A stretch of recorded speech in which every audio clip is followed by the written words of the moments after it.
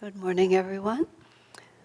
Many of you know I've been away for most of 3 months with a cameo appearance once or twice during that time. I've been away on writing retreat, and I have finished the book I was writing, so yeah. So for better or worse, you'll be seeing me more often now. It'll take a few more months to get the book published, but it's the story of 44 years of life with Swami Kriyananda, and I think it's the book, I think it's what it's supposed to be, so I feel quite impersonal about it now. It's like a grown child that I've sent off into the world, although it hasn't quite manifested its form yet, but it is what it is, and it has, I think, a very happy destiny, and I hope that you all will get to share in it before too long. Okay, well, thank you. Enough. I appreciate the enthusiasm. You all have been incredibly supportive and have walked a lot of the agonizing miles of this journey with me. So I think your relief isn't as great as mine, but you do have some of it too, because at least you're not going to have to hear about it endlessly anymore. All right. Our topic today, Divine Light, is really what could be better. You know, we're getting around to the 4th of July, which we celebrate with bursts of beautiful light in terms of fireworks, also with a lot of horrible noise, but the bursts of beautiful light, just because it's inherently thrilling to see that kind of beauty and power. I've always had a tremendous enthusiasm for fireworks, not for the noise, but for just all the beauty of it. So many things in this world are reminiscent of divine and astral memories that we have. And those of us who have spiritual inclinations in our lives have had the opportunity between our incarnations to live in worlds that are really filled with beautiful light. And so whenever we see anything on this planet that represents that, or we ourselves pour ourselves out to try to recreate that, Swamiji said we have this desire to recreate the atmosphere in which we feel comfortable. And so you do see people who recreate dark brown, heavy, confused vibrations in their living spaces or whatever else they do, or stark, sort of heartless creations, because that's the vibration they feel the most comfortable with. I'm always astonished sometimes when I see some architecture, especially big, really expensive things. I think they had all the money in the world and they did that. You know, like, what kind of a consciousness would think that if I could do anything, I would do that? I mean, on the positive side, when I visited Thailand for the first time many years ago, when we used to travel regularly to India on the pilgrimage tours, which we did for about 20 years, coming back from India, we'd stop at various places in that part of the world on our free tickets. But the first time I went to Thailand, and I went to the palace, of course the royal palace is the most extreme example, and their aesthetic is, to my mind, absolutely beautiful, but incredibly detailed, extremely tiny, tiny, tiny, little, even more than what you see in India, very exact and very complicated. And you stand back from it for just a moment and think, what kind of a consciousness that could do anything at all would do that? It helps you understand culture, it helps you understand how arbitrary things are, just because I'm in Thailand in the moment in my mind. The first time we went through Thailand, we had gone on the airline that stopped there. We flew on Thai Airways. So we had an overnight, and they put us up in the most luxurious hotel I'd ever been in my life, the Royal Orchid in Bangkok. And for breakfast, somebody gets up really early with this little sharp knife and makes art out of all the fruit. So the watermelons and the peaches, everything, again, tiny, tiny little cuts. I mean, they do it very fast. But you come out and your breakfast is an art piece like that. And once again, you think, like, what kind of a consciousness, if I would just put the peach on the table, because in a short time, somebody's going to eat it. It's just going to go away, or you're going to give it to the monkeys, or whatever's going to happen.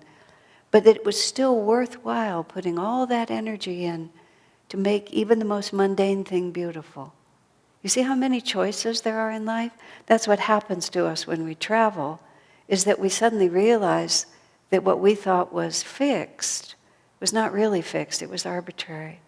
We visited Swami Kriyananda once when he was in seclusion in this little cottage in Rishikesh, and it was with our pilgrimage group, so we had like 35 people, many of whom were being in India for the first time.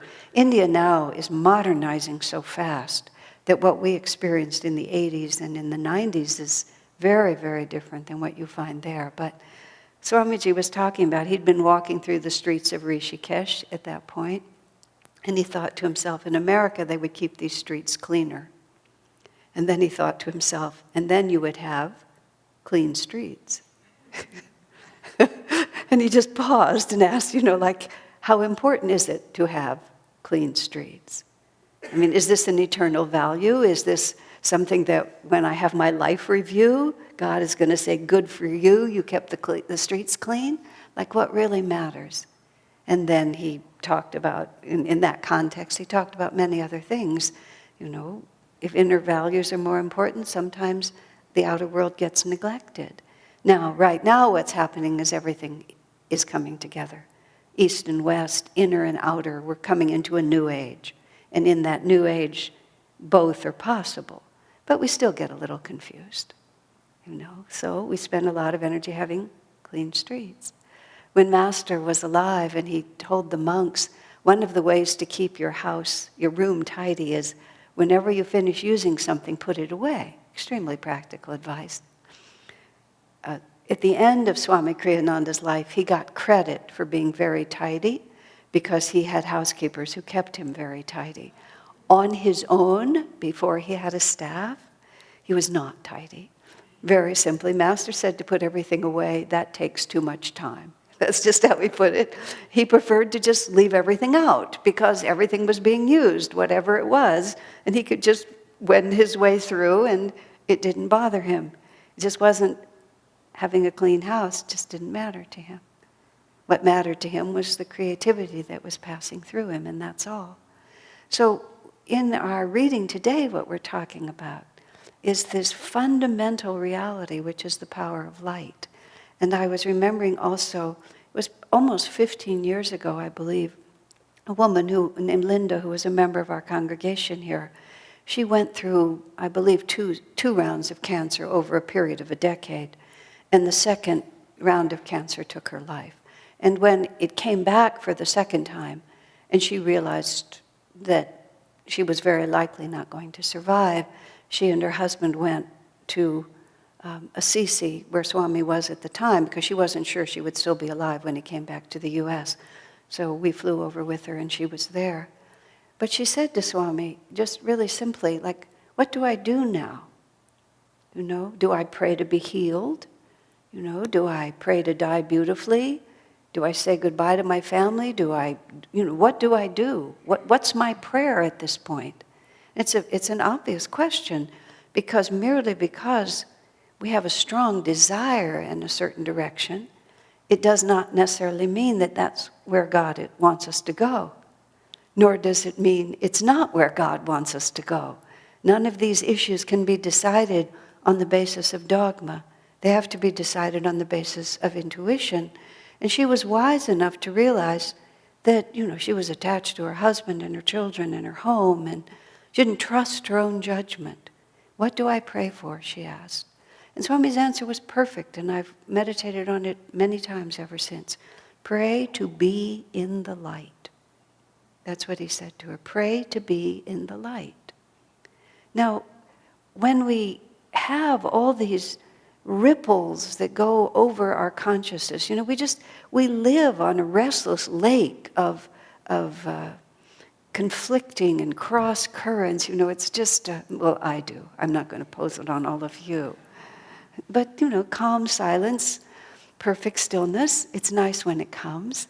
I was just to go back for a moment. when I was very first at Ananda Village in the 70s. This book I've lived through my whole life, so you're going to hear a lot of autobiography, more than you usually do for the next few months until I forget. But one of those times, I was Swami's secretary in the early 70s, and I spent many hours with him. And one evening, Seva and I were there, and we'd had dinner together, and we were just sitting and talking. And for some reason, he was sitting in such a way that he was relating to Seva, but I was out of his line of sight. Seva's a woman friend of mine who's still at Ananda. She worked with Swami a great deal. I was sitting over here, and this unusual stillness came over my mind. I was conscious of the fact that I was getting a much welcome respite from the usual chatter. So I was just quietly sitting there enjoying it. And Swami said to Seva, is Asha still here? Asha, are you here? And I said, yes, sir, I'm here. And then he just said in a very friendly way, why can't I feel your mind? I said, because it's unusually calm, sir. And he never turned around. He just shut his eyes. He said, oh, yes, there you are. Just like that. So most of us live in this roiling sea of mental cross currents, don't we? I want this, I want that, yesterday, tomorrow, just endlessly. But what we're looking for on the spiritual path is not to ride that duality. We're always riding that duality, and most people in the world just push that duality. It's like, if I can just get it organized the way I want it, if I can just get the street clean, then I will have clean streets. I'll be able to have things just my way. I mean, think about how much time and energy we spend to get it just our way. And think how soon it isn't anymore. For one reason or another, people have an extremely annoying way of not cooperating with our plans for them. The planet itself has a very annoying way of not cooperating. Many of you know Michael Gornick and his beautiful, what was his beautiful place on the big island of Hawaii. He had this beautiful place he's been working on for years called Polestar, which is now apparently the tiny island in an absolute lake of black lava, because the volcano on that island has just decided to create another island. These things just happen. And so whenever we stake ourselves out in anything, I am of an age where I now look at pictures of myself and I think, my gosh, was that me?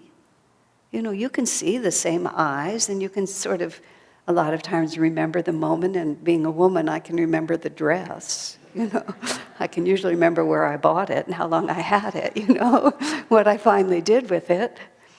But still, you look at that, and what a surprise, But it was so real when it was happening.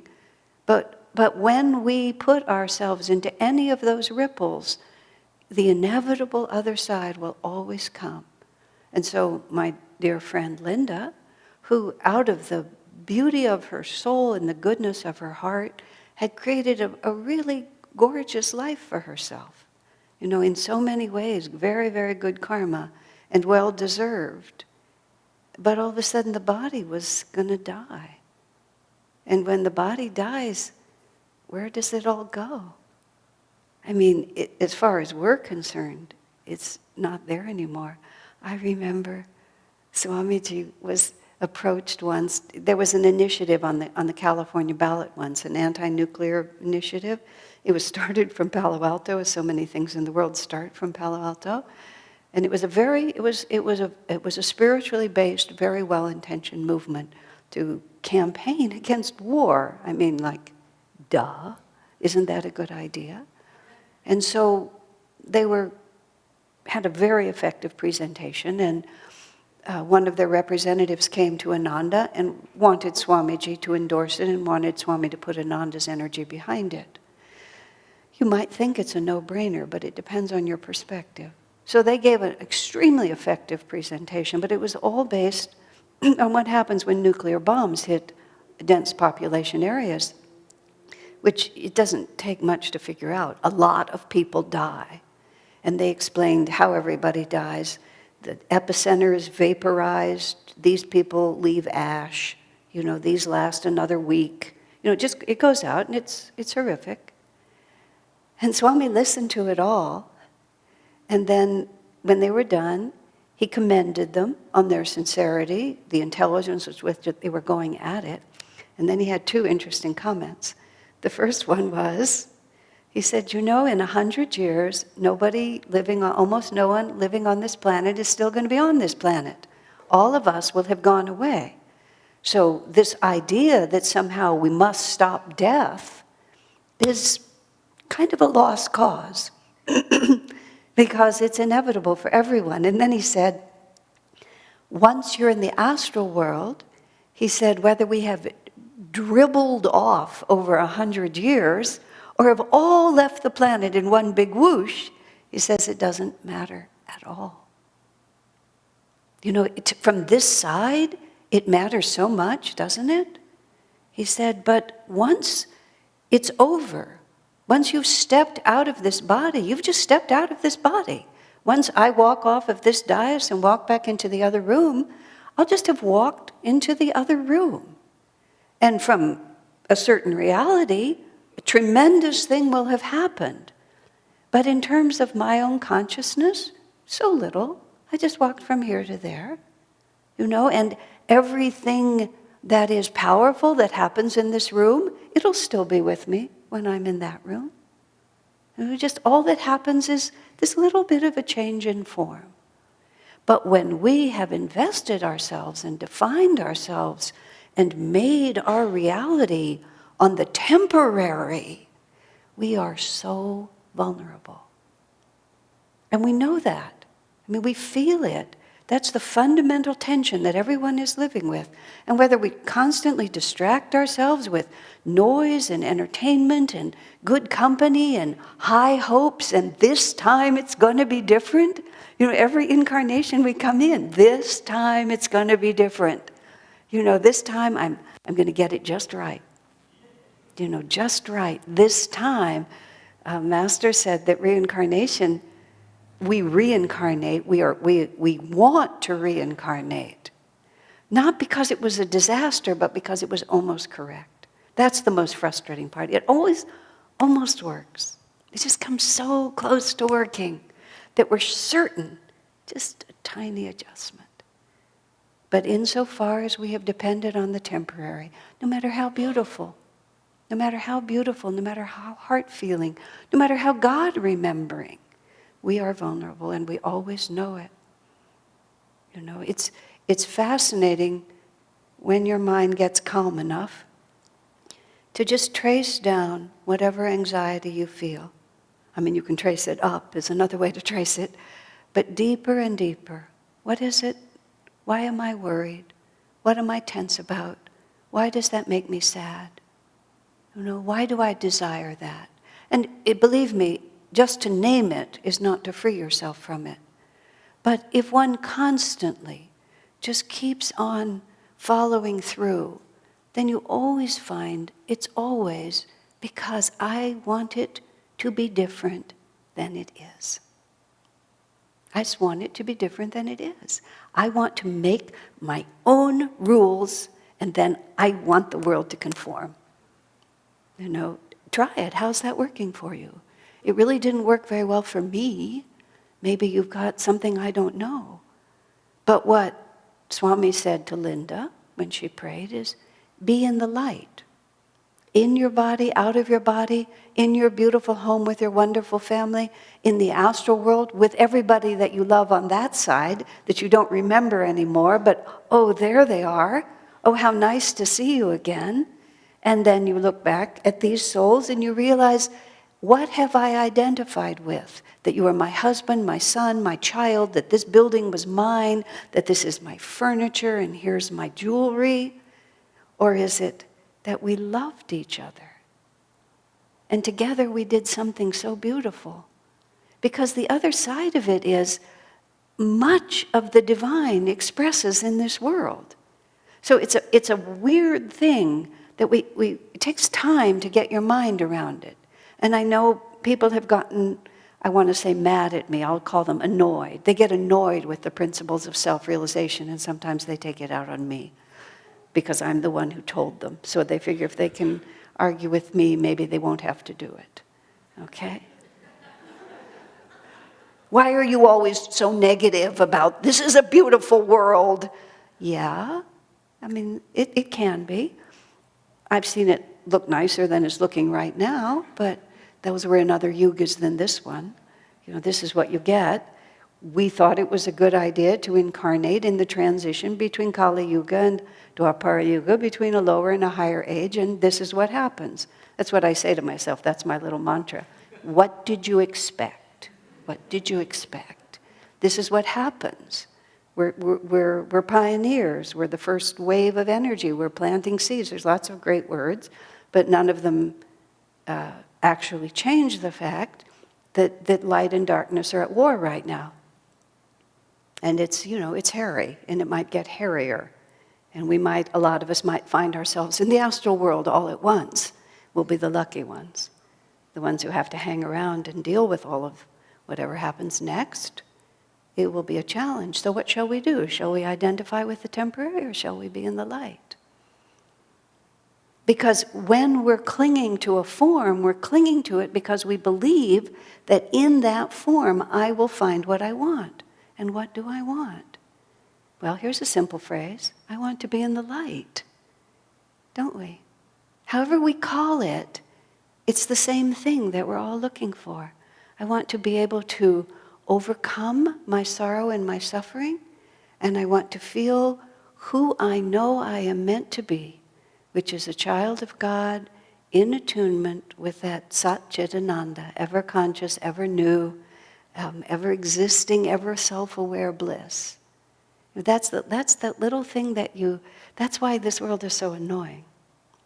If there were really no hope, we would relax and accept it, because it wouldn't even occur to us that it could be otherwise. But inside of us is this pulse that says you were born for bliss. And so we say, bliss, bliss, that's right, that means this, that means this, that means this. And it's just a terrible misunderstanding. It's not more than that. It's like we're not dark, we're bliss. It's just that we get confused. Have you ever seen little children, very small children, be more interested in the box the toy came in than the toy itself?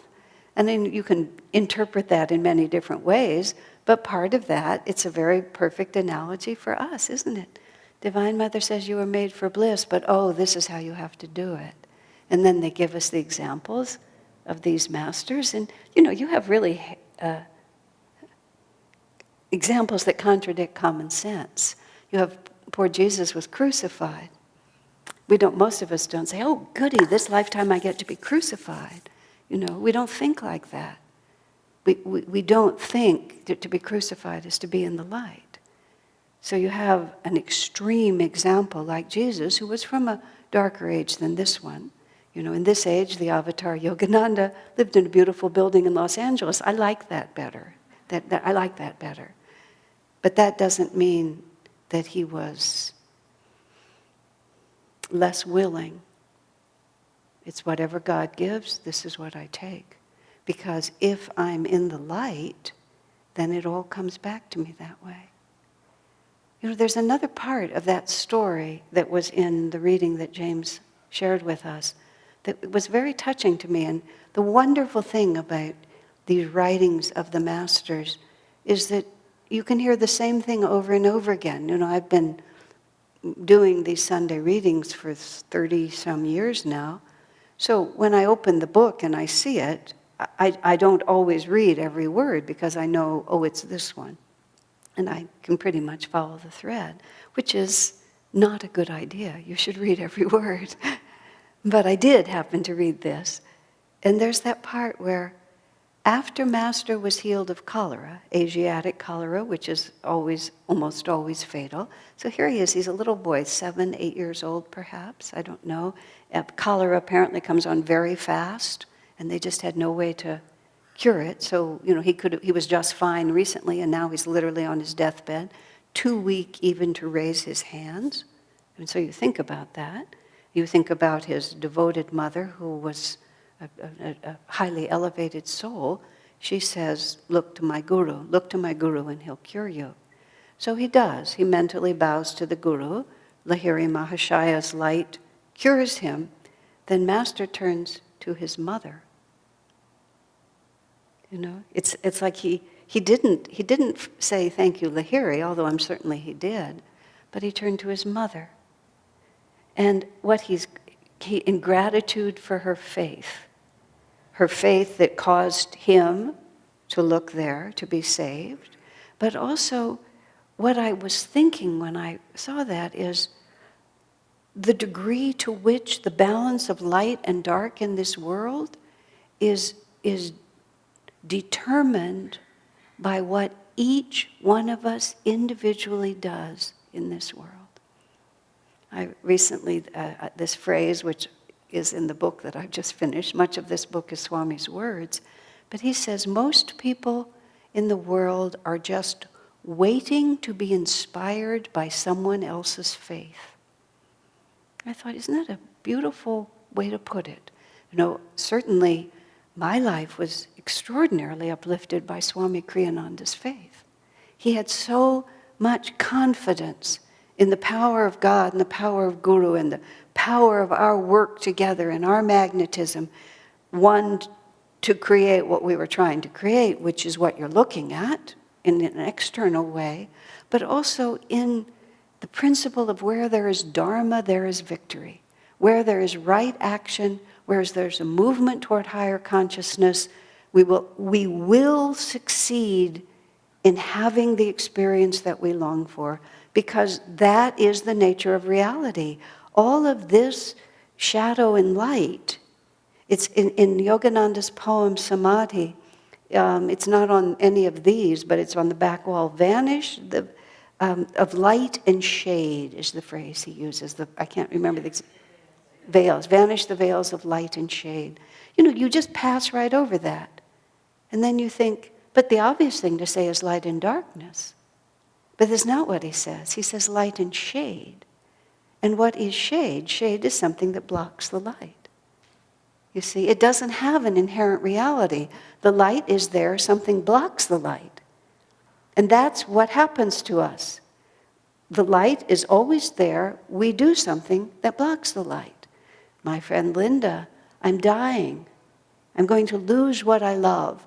Somehow death will cause a diminishment of my life experience. And that concept, very concept, creates shade. It's not true, but it creates the feeling of shade. So Swami says what to pray for. Pray to be in the light. And pray to be aware of the light is what that really means. Because it's not created because God says, oh yeah, you're praying really well, I'm going to give you light. It's because when you focus on the light, then that automatically removes the block. Because the block is just a perception. Now, this is very simple. This is not very easy. Because there's just so much of a long-standing habit. But it's nothing but a habit. Pray to be in the light. And when you are in the light, then you are the light. And everywhere you go, to that extent, shade is diminished. You know, this is a crazy, these transitions between yugas, which is what we're in, all of the people who appear to be doing what they're doing, they're not running the show, thank you. They're not running the show at all. This is being run from a much higher level.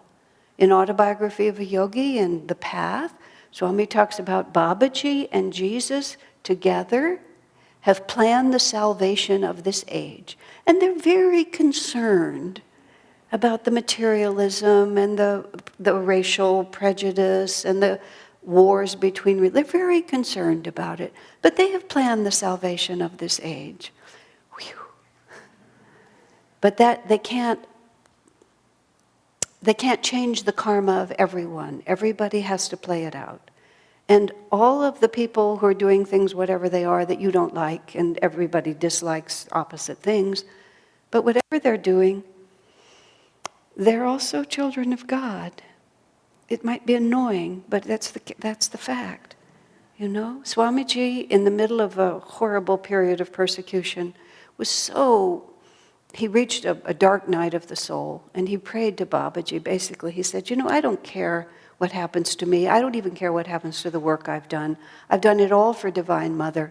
You can take it away if you want to. It's not a consequence to me. But why are you letting these evil people have power over me? That was sort of the point at which, why are you allowing this darkness to dominate the light? And Swami said the answer he got from Babaji was, they are all my children. And that is really something to meditate, isn't it? The worst murderer who leaves one member of the family alive, he's moving forward. And we have that in our background. Everybody, we've all been all things. And God stayed with us and moved us forward.